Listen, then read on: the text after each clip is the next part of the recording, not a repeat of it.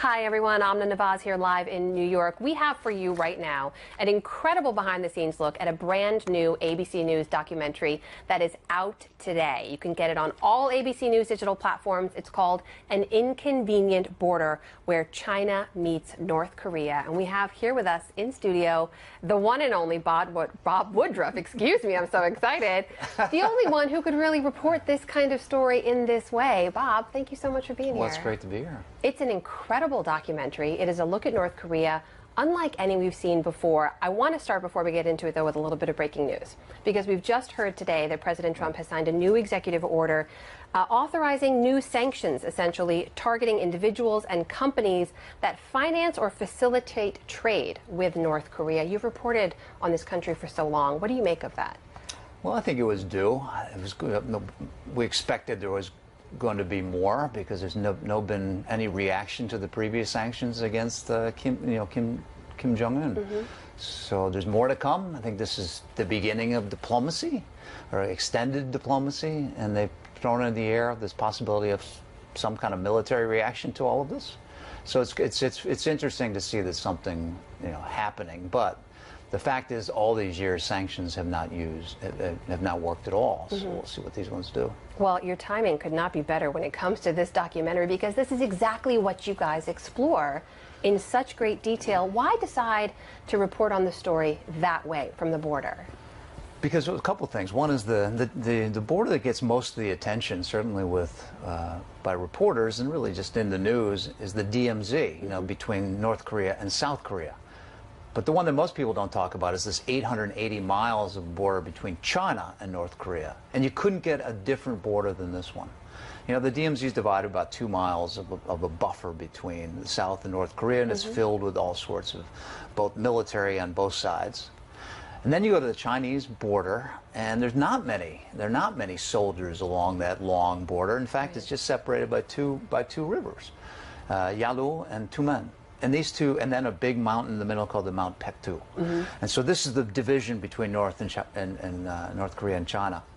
And it's sometimes the river is about 40 yards wide and shallow. So people could walk out of that country of North Korea and swim across to China, but not, there are a lot, but not as many as you think there would be.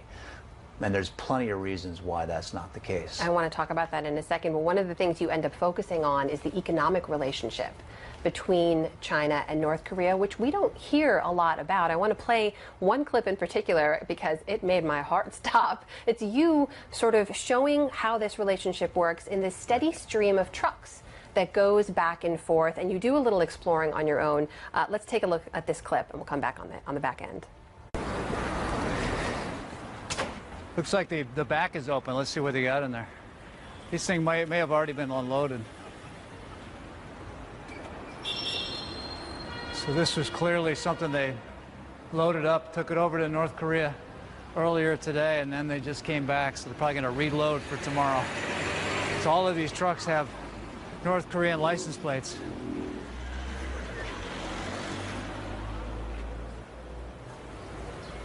Well, this was loaded up. Now it's empty. So, Bob, what do we know about what's on those trucks, what that trade means for those two countries? Well, there are a lot. If you look at that's Dandong, that's the island, that's the city that's really the furthest to the south along the border, and that's about 70% of the trade that goes back and forth between China and North Korea, either by bus by a truck or by train. So that is the biggest connection to North Korea for China. And that is one that China's come across with several sanctions involving a lot of that trade.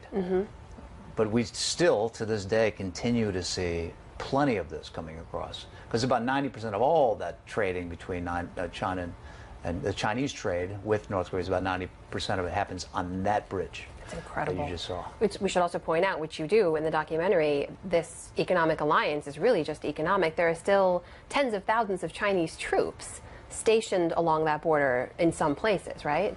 Yeah, the troops are there. You can kind of see, you can see the North Koreans watching across the river at China, and you can see the China with their own towers looking with cameras over to the other side to North Korea. But there is military there, and you see training on the river between North Korea and South Korea.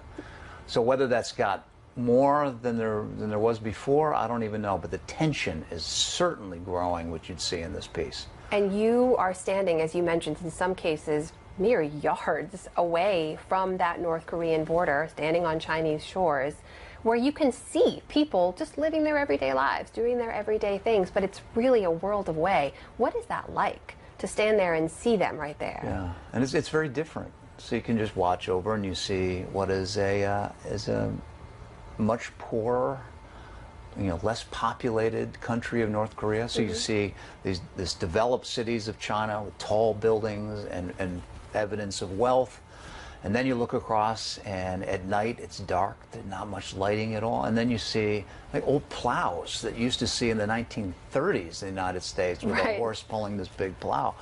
That doesn't exist really in China for the most part. So they're very different countries. It's really North Korea's only real ally. Russia's an ally too, but they're not doing anything like this in terms of trade. And Russia, under when it was still the Soviet Union, pulled out in the mid-1990s away from North Korea, which then launched starvation in North Korea. So if China pulls out, it would return to the same thing, and it would be a disaster. China does not want this regime to fall. Sometimes when you're standing there watching these incredible scenes in the documentary, when you're seeing life unfold, it strikes me so often we see North Korea through the lens of Pyongyang, and being able to see other North Koreans just living their lives. You describe it using a phrase, it's mundane but hypnotic. What did you mean by that? Well, it is. It's like in a different era. It is like you're looking back in the 1930s and some of the world that's there. I mean, obviously this kind of poverty is in the countryside of China too, but it doesn't look quite like the poor parts of our country. We have McDonald's everywhere. We have advanced machinery. We've got pretty damn good companies in the countryside of our country. It's not even compare it to the U.S. at all. In some places like China, but it's a different world in North Korea. It's the most isolated country in the world. I think people know the least about North Korean people.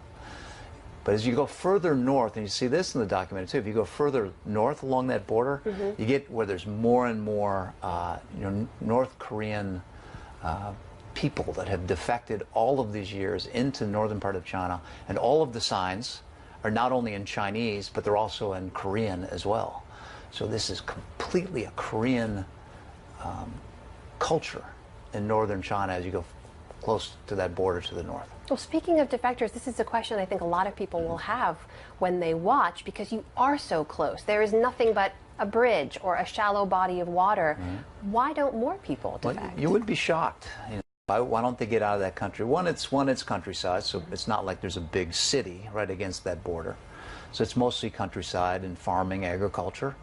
But you also know a couple things. There have been defections over, some because people are, even by military, even North Korean military have come across. Part of it is they're underpaid and underfed. So they come over to eat and get a different kind of life, and some of them go back. There are plenty of defectors that have come across that northern part of North Korea into the Korean area because they can then find a way out. There's a lot of Christian groups that actually try to take some of these defectors and find them a way to get out, largely through China to the south, like into Laos, for example, then ending up in South Korea.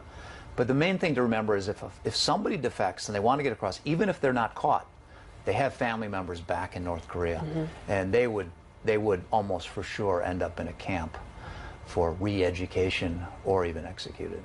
There is another moment in this documentary that was striking to me, really for the nuance it provides, which is when you were talking to a gentleman there in China about Kim Jong-un, who here in America is sort of the classic bad guy, right? He's crazy, he's unhinged, that's how we talk about him here. But you asked that man, and he had a very nuanced answer. I just want to play that right now. That's a prison right there? 这个桥你要是真正放在福建的桥，朝鲜建中方投的钱。 Kim Jong-un built this bridge? 备战用的。 Why did Kim Jong-un want to build this bridge? 备战用的。For war, get ready for the war. So, Bob, what was that moment like? Give me the context of that conversation. Well, China's view of what's happening in North Korea and this increasing tension is sometimes they blame it on the U.S. and South Korea stepping up the joint operations by the military, all of the peninsula area. So they think that they're angering North Korea, and that's why Kim Jong-un is cutting down relationships with China, has not opened some of these bridges.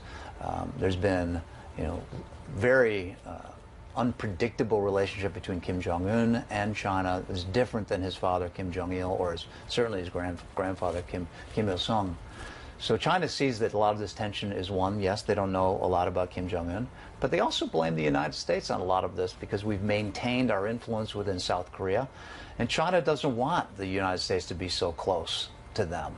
And they certainly don't want to get that buffer of North Korea, of that regime to fall, because China believes for sure that if that falls apart, South Korea and the United States would push up, maybe even against that border with China, and they would like that a lot less than having a disastrous country of North Korea as it exists now. Well, I have a lot of questions for you. I should also say, for those of you out there on Facebook joining us, if you have questions, you can send them in right here. We are in conversation with none other than Bob Woodruff, who is the man behind a new ABC News documentary, An Inconvenient Border, where China meets North Korea. I have to say again, your timing is just incredible, though. I want to ask you, because we talk so often about U.S. and North Korea relations with this phrase, rising tensions, especially with this new administration.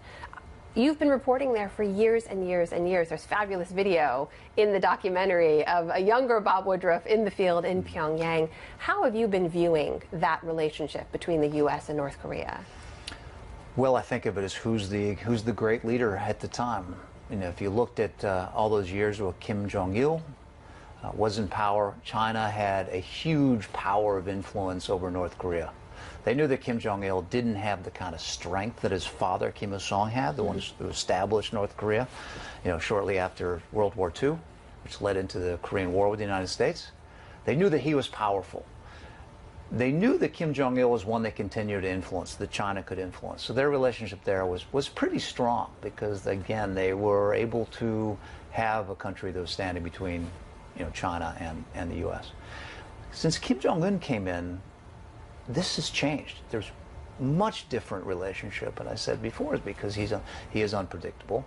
He has not come to China. He's not really interacted with Xi Jinping, even though his predecessors, his father and his grandfather, have been there many times to China, because it's their only real ally. So it's changing completely. 12 years ago, within North Korea, the food was worse.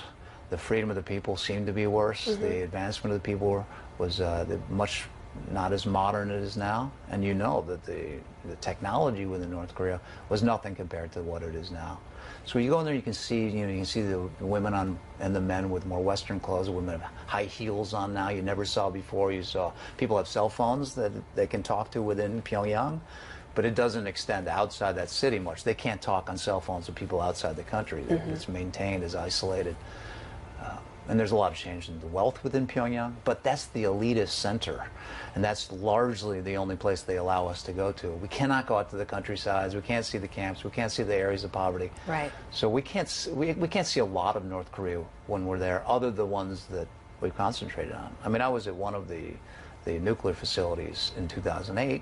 It was very rare, but that's when they're really negotiating to try to end their nuclear power. But that's fall apart. They're never, not to say never, but it's very difficult to get them to show us where they're doing their nuclear tests or their launches of missiles. Well, there is no one else who could tell this story like you do, and I encourage folks out there to watch this as soon as they can. Before we let you go, a couple of Facebook questions coming in from people out there who are tuning in. Beth has written to ask, have you ever felt threatened during any of your visits there? I don't think I ever felt threatened. I know there's a couple moments where I wouldn't say disobeyed with the minders. The minders there are guides that we cannot leave their side. You're assigned one as soon as you come in, right? Yeah, we can't go and walk freely without them. There's been moments where I went to places where they hinted or at least told us we should not go. But I would never stand up and say, don't tell me where we can't go, and then just go there. If I did that, that would have been different. I mean, sadly, we know the case of Otto, Warmbier, who's the American who was taken captive for doing something that they believed was offensive to their great leader, Kim Jong-un. If we did something like that, that would be a completely different world. But I think we've been there so many times. We know how to dig for every piece of information we can and try to shoot anything that had not been shot before and learn everything we can about that country. But we generally know what the rules are, and so I've never felt threatened that way. And how far you can push we have it. been kind of taken aside and had to sit and be questioned, and they took. You've been detained. They took my Yeah. phones. I've been detained, and they took our phones and they looked through everything, and they erased a lot of things in them. A lot of times, photographs really that we took. I was not able to take photographs with my cell phone of soldiers in particular checkpoints, and I did, but I didn't know specifically that was one of the places. And sometimes I've taken some things that I knew they didn't want. But we were questioned many times, and they've taken things from us. You mentioned Otto Warmbier. We have another question from Michelle, who asks, why didn't the U.S. government help the American who was detained and later died from his injuries? Why did not the American? Why didn't the U.S. government? I guess she's asking why wasn't more done? Well, why wasn't he able to be released earlier? You know what's really shocking is they didn't know about it for a year. The U.S. was never told. There are two different groups within North Korea. There is the military and the security units within North Korea, and then there's the foreign affairs, foreign ministry, which is all the U.S. relationship is with them, including us. When we put our request to go to North Korea, we go through the foreign ministry and the ones based in the United States, in New York. There's no embassies, et cetera, in the United States from North Korea. The connections all through the UN operations. That's the only ones that we connect with. And our sources said this is really true. Even the foreign ministry didn't know about what Otto Warmbier was going through. They had no idea. They had no idea. And so that's why the U.S. didn't even know about it until he was already, for months and months, already in a coma. So when they finally found out, then they reached the point where the foreign minister could get together and try to, or maybe we can work out to get him back to the United States.